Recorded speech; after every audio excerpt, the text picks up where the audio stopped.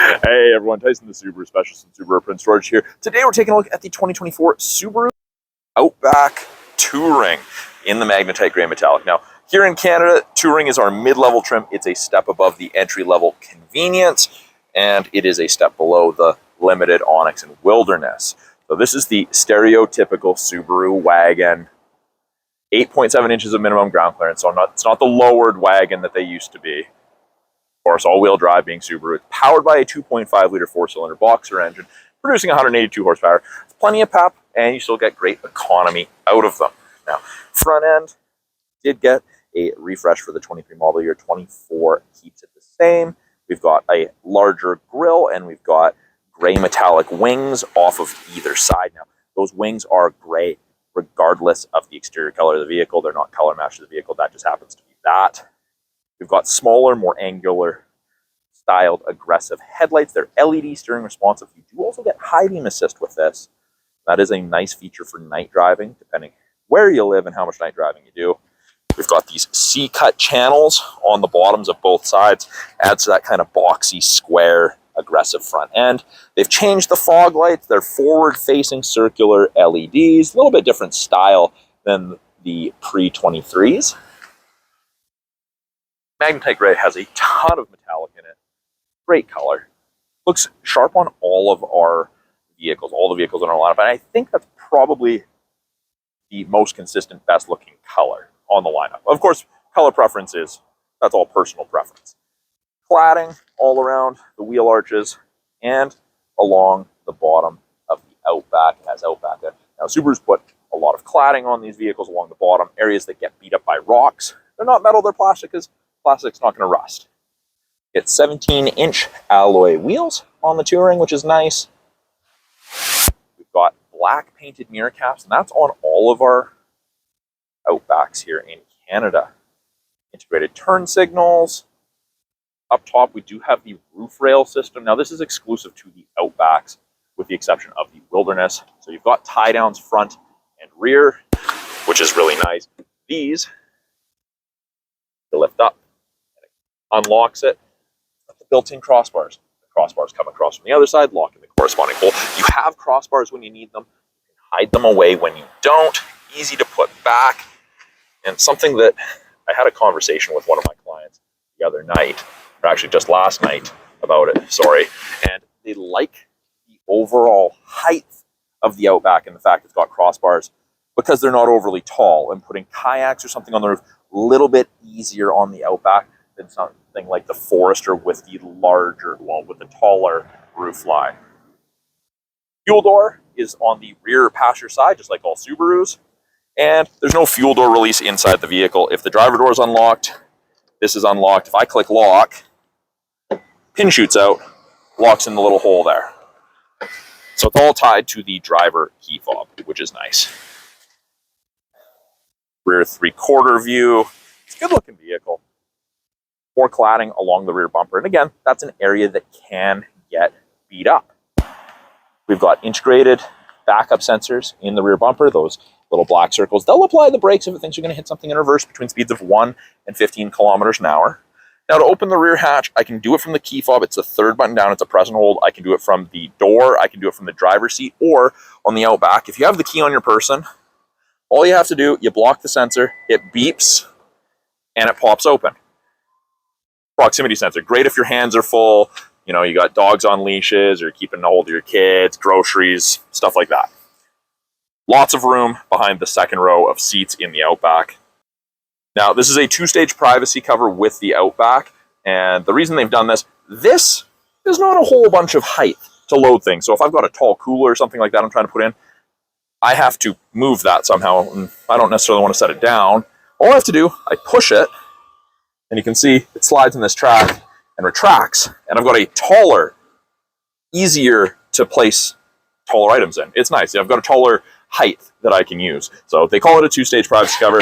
You can remove it, you can fold it, you can take it out by pressing that little button, and you can actually tuck it underneath the false floor here. Now, this is standard equipment in the Touring.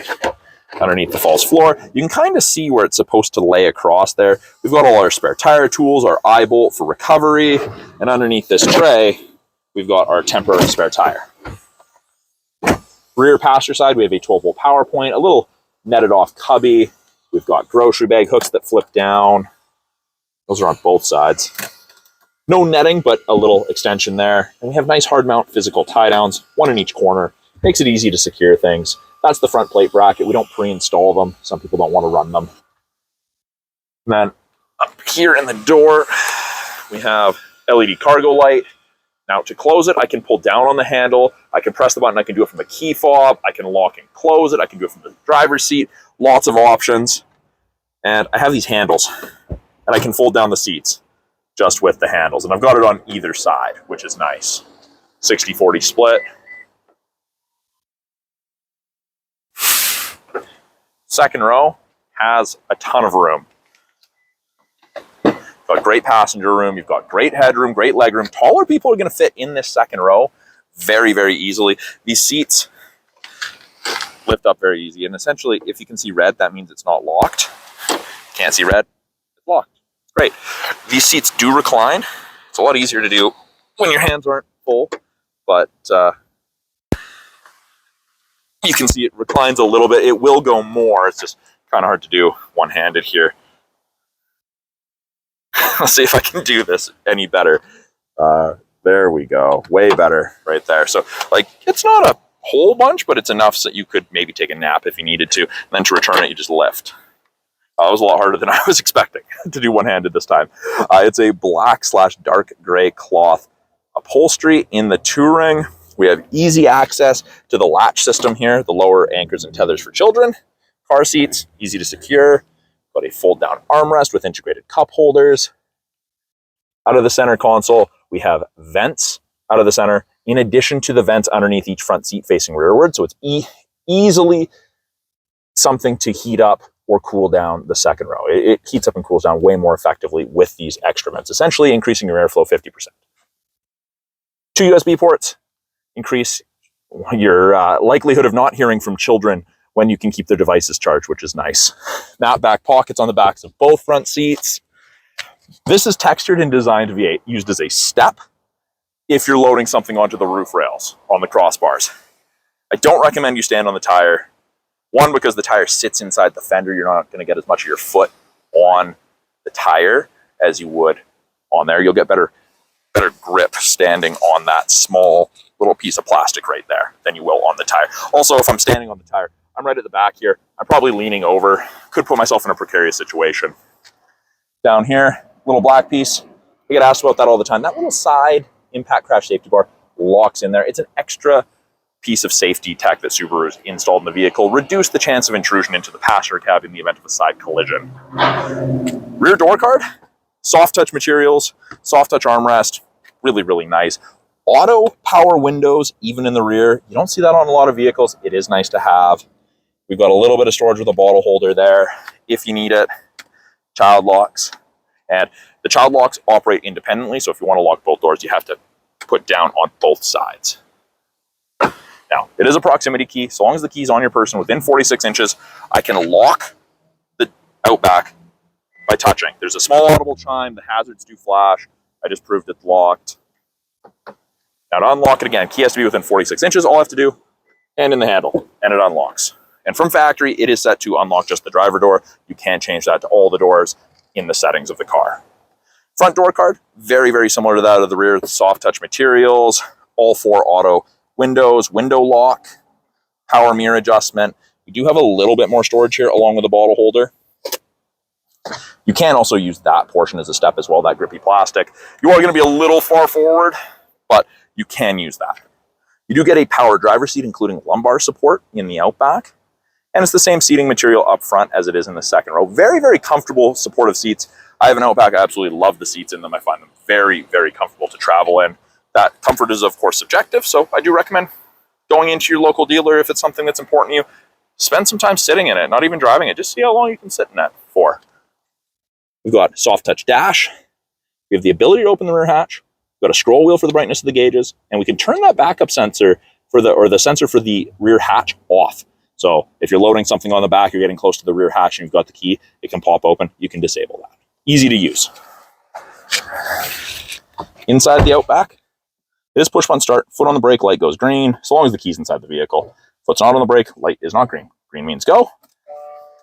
We've got blind spot detection indicators on both sides. And it didn't pick it. I don't think it showed on the camera because I wasn't focused on it, but we do have this little heads-up display. You can see those LEDs on the windshield there. That's part of your EyeSight system. It's indicating what's going on. It's an extra heads up. You'll get some messages here for EyeSight as well as up there. So it kind of doubles in. There's redundancies, which is good. Steering wheel itself, left-hand side, we've got our Bluetooth and audio controls. You can make and take calls, hang up, issue voice commands. We've got our volume toggle. This used to be volume. That now changes our small little center display that gives us different information depending on what we want to look at. Source switches from AM to FM to USB to satellite, etc. We can switch between presets. We do have paddles, downshift and upshift, so we can manually select our gears even with the automatic CVT. And the right-hand side is our adaptive cruise and our lane centering. Now, both of those systems use these three black boxes, those color stereo EyeSight cameras, to look for cyclists, pedestrians, road lines, and other vehicles. Those are also responsible for automatic emergency braking and lane sway, all of that stuff. When I turn on the cruise, it's on right now. You can see there is 4 bars ahead of the Outback there. That is the follow distance behind the vehicle ahead of you that you will follow at if you catch up while using cruise. So you can follow closer. You can decrease the follow distance each time you press it. 1 bar to 4 bars. 4 bars at 100 kilometers an hour is roughly 150 to 180 feet behind the vehicle ahead of you. Fairly safe driving distance. Lane centering is designed to work above 60 kilometers an hour. Image is there. We've got those gray lines. If the cameras can see the road lines, it'll illuminate white on the corresponding side above 60 kilometers an hour. Once it does that and it can see it, it actually gives you gentle steering input to keep you in the middle of your lane. Fantastic for long distance driving. I recommend you try it on the second half of a long day of driving where there are good road lines, and you're going to be way less fatigued. It's actually amazing how big of a difference that makes. We have our heated wheel, and it is a whole heated wheel, which is nice. There's a little dead spot down here where the elements come out, but you're never going to be holding there anyways. So keeps you nice and toasty. Steering wheel adjustment, bottom left of the steering column, pull down. We've got tilt and telescopic. So you can adjust it for drivers of varying height, leg, and arm lengths. Seating positions, all that. We've got an 11.6-inch touchscreen here, which is nice. Top portion, we've got access to X mode, which is like 4x4 low on a pickup. Weather, that's part of your satellite radio trial. Widgets, which you can change. If you don't like them, you want to change what you're looking at. And if you've watched any of my other videos, I always have the same ones up there. And then we have what we're listening to. And we'll always have our outside temperature and our clock. Main portion of the screen, radio, media, and phone. That's fairly self-explanatory. Phone allows you to hook up your phone for Bluetooth. Media is anything that any input that you're giving the car for music. So USB, Bluetooth, auxiliary, that sort of thing. Under apps, we've got access to wireless Android Auto and Apple CarPlay. You do also gain access to the My Subaru app after the vehicle's registered in your name. Allows you to remote start your car, lock and unlock car, do a bunch of other things. Doubles up there, you've got access to it there. Car info, driving statistics, you can set maintenance reminders. You can turn off the display.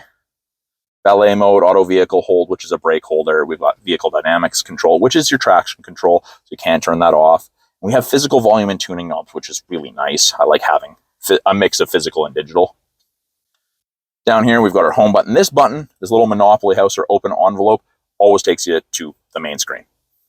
We've got the ability to turn off auto start stop. We can turn on auto vehicle hold. It's right there. It's simple. You don't have to go through multiple screens. If I press the little vehicle, brings it up. I've got vehicle control. I've got driving assistance. There's lots of things you can change in the Outback to make it yours, which is really nice. And you can customize things, kind of. You can hook up 5 devices in total to the Outback for Bluetooth. You can set driver profiles if you want. Main portion here, backup camera. When you put it in reverse, rear assist braking is on, parking sensors are on. It does show you the top of the bumper there, so you have something to relate to. And you can clean the backup camera from inside the vehicle. Fantastic. Below that, we've got our climate controls. Now, we do have physical buttons on either side, and it does change the temperature in 0.5 degree intervals, or increments, sorry.